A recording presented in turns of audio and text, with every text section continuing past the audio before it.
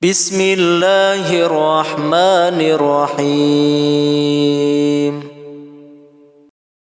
Saha anu teu kawasa kana nangtung, maka salat bari diuk sami untung. Lamun teu kawasa diuk maka salat bari ngadang nyanyi gir nyang hareup kiblat.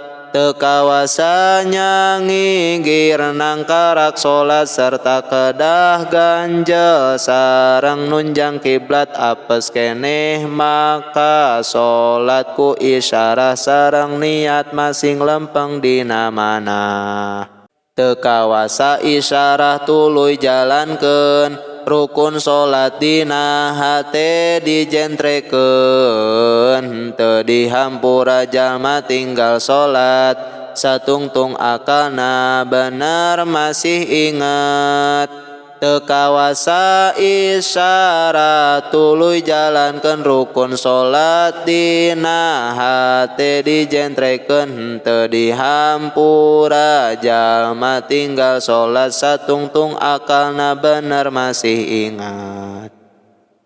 Tilu rupa ditinggalkeun dina salat, hiji fardu, dua sunnah jeung haeat. Lamun ninggal hiji fardu najan lali, eta henteu katambal ku sujud sahwi.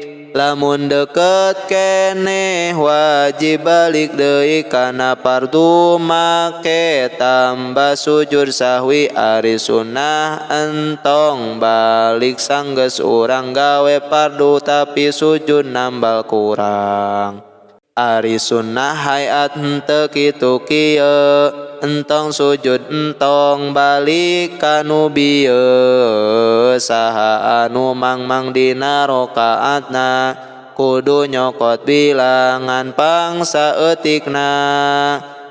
Pami subuh asa dua asa hiji wajib nambah sarta sunnah sujud sahwi. Pami subuh asa dua asa hiji wajib nambah sarta sunnah sujud sahwi.